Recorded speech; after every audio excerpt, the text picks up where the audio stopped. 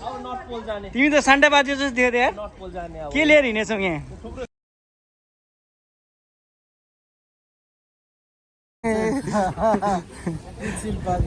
पिन्चिम पाकेर आएको ए ल तिम्रो ब्याकग्राउन्डमा के छ हेर त के हो त्यो क्रुज हामी विश्वासीहरूको लागि चाहन्छौ यस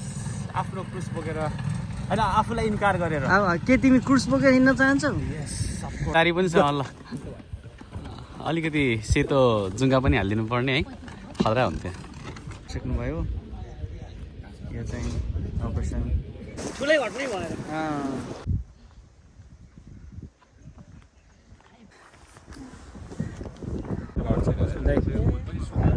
क्रुजलाई देखेर के सम्झिनुहुन्छ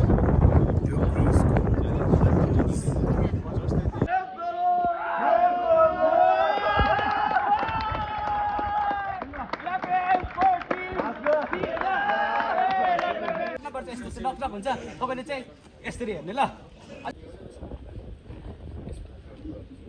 मुखले भन्नु पाइँदैन परमेश्वरले संसारलाई यस्तो प्रेम गर्नुभयो एकलौटे पुत्र दिनुभयो भनेको कहाँ यहाँ पुगेको